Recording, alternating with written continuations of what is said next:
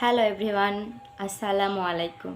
আশা করি আপনারা সবাই ভালো আছেন। আপনাদের দোয়ায় আল্লাহর অশেষ রহমতে আমিও ভালো আছি। আজকে আমি চলে আসছি একেবারে নতুন একটা ব্লগ ভিডিও নিয়ে।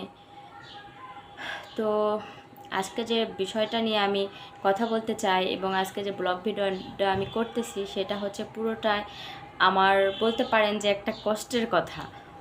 ঠিক আছে, আমি পাবনাতে শিফট হয়েছি গত 5 মাস হলো। তো 5 মাস হলো আমি পাবনাতে শিফট হয়েছে। আপনারা সবাই জানেন আমার হাজব্যান্ড পুলিশে আছে, পুলিশে জব করে সে। তো সেই ক্ষেত্রে দেখা যাচ্ছে যে আমরা কোনো জেলাতেই আমরা স্থানীয় থাকতে পারি না, এবং আজকে এখানে তো কালকে ওখানে।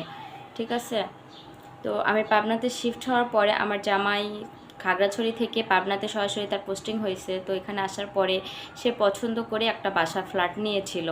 সে ফ্ল্যাটটা আমি দেখতে পারছিলাম না। আমি মানে সে ফ্ল্যাট নিয়ে ফ্ল্যাটে অ্যাডভান্স করে সে আমাকে নিয়ে আসতে গেছিলো বাসায় রাজশাহীতে। তো আমি এই বাসায় আসা, আমি যেখানে থাকি এটা হচ্ছে আটোয়া হাজিপাড়া। তো এই বাসায় আসা আমি ডিসেম্বরে আসছি, আমার আসা প্রায় 5-6 মাস হয়ে যাচ্ছে। ঠিক আছে, তো আসার পরে আমি কোনো প্রবলেমই ওরকমভাবে ফেস করি নাই, বা কোনো কিছুই ওরকমভাবে ফেস করি না। বাসার থেকে অনেক বেটার ভালোই ছিলাম। মানে বাসায় যতটা ভালো ছিলাম এখানেও ঠিক ততটাই ভালো ছিলাম। কখনো মনে হয়নি যে না আব্বা আম্মুকে ছাড়া দূরে আছি, এরকমটা কখনো মনে হয়নি। আর মনে হওয়াটাই ন্যাচারাল, কারণ আমি গত 4-5টা বছর আমি ঢাকায় থেকে আসছি। ঠিক আছে, তো আমার মেয়ের যখন 7 মাস বয়স আমি তখনই ঢাকায় উত্তরাতে ছিলাম। ব্যাটালিয়ানে ছিল তখন আমার জামাই, তো উত্তরাতে ছিলাম আমি।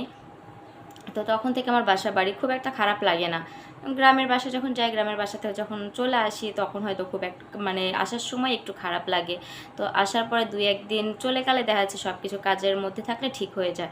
বাট গ্রামের বাড়ি থেকে যখন আব্বু আম্মু কি খালা খালু ইত্যাদি খালাতো ভাই বোন কি আমার নিজের ভাইরা যখন কেউ বেড়াইতে আসে তখন ওরা চলে গেলে ভীষণ খারাপ লাগে, মনটা ভালো লাগে না।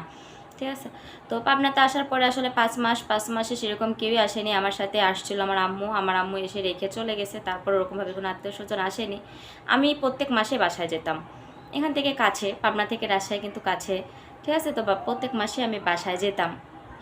খুব একটা খারাপ লাগা আমার মধ্যে কাজ করেনি। কিন্তু জানি না হঠাৎ করে কি হলো, আমারই বা কী হলো, বাট আমার বাড়িওয়ালা আপারই কী হলো আমি জানি না। যাই হোক, এখানে আমার থাকতে ভালো লাগছিল না। বাট আমি কেন বাসাটা চেঞ্জ করছি আমি এর আগের ভিডিওতে আপনাদেরকে বলতে চেয়েছিলাম যে আমি বলবো কেন বাসাটা চেঞ্জ করছি। সেটা আমি এখন একেবারে ইগনোর করতেছি। আমি বলতে চাচ্ছি না যে আমি কেন বাসাটা চেঞ্জ করছি।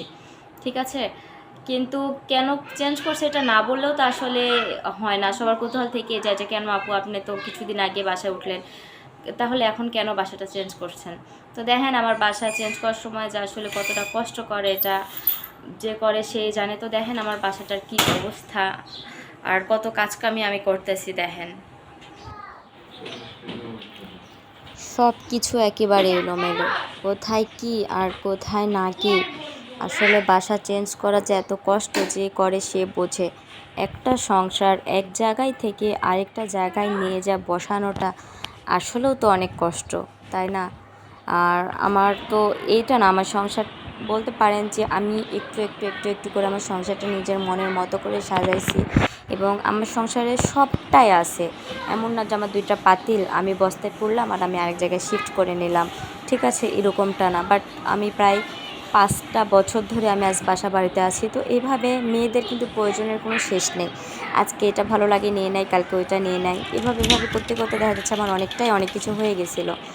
তো আমি যখন ঢাকা থেকে আপনার বাসায় রাজশাহীতে শিফট হই তখন আমি অনেক জিনিসপত্র, অনেক ফার্নিচার আমি বিক্রি করে দিছি, যেগুলো না থাকলেই নয়, শুধু সেই কয়টা ফার্নিচার আমি রেখেছি।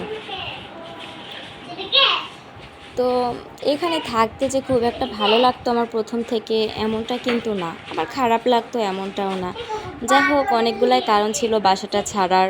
কারণগুলো একেবারে পুরোপুরি আমি স্কিপ করলাম, কারণগুলো বলতে চাচ্ছি না, বললে হয়তো অনেকেরই অনেক খারাপ লাগতে পারে।